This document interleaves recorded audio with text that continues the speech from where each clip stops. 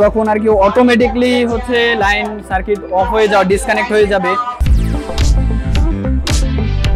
আসসালামু আলাইকুম, আমার নাম মোহাম্মদ ইব্রাহিম শেখ। আমি খানজাহান আলী পলিটেকনিক থেকে বাগেরহাট থেকে এসেছি। এখানে মাল্টিপারপাসে আমি ইন্টারভিউ করতে এসেছি। তো আজকে আমরা যেটা শিখলাম সেটা হচ্ছে মোটরে অধিক ভোল্টেজ কারণে বা ভোল্টেজের সমস্যার কারণে যে মোটরের সার্কিট জ্বলে যায় সেটি যেন মানে কোনো ধরনের সমস্যা না হয়, এবং যখন কোনো সমস্যা হবে তখন আর কি অটোমেটিকলি হচ্ছে লাইন সার্কিট অফ হয়ে যাওয়া, ডিসকানেক্ট হয়ে যাবে। এবং এখানে আমরা অ্যালার্মের বাল্বের মাধ্যমে বোঝাতে পারবো। আমি লাইন দিয়ে দেখাচ্ছি। বর্তমানে যখন লাইন দিলাম, আমি যখন লাইনটা অন করলাম তখন মোটরে লাইন গেছে, মোটর চলতেছে। তো যখন আর কি ভোল্টেজের সমস্যা হবে, সমস্যার কারণে যখন আর কি সার্কিট পড়ে যাওয়ার সম্ভাবনা থাকবে, তখন আর কি অটোমেটিকলি এটা অফ হয়ে যাবে, এবং অফ হয়ে যাওয়ার পর মোটরের সংযোগটা বিচ্ছিন্ন হয়ে যাবে এবং এখানে ভাল্বটা জ্বলে যাবে।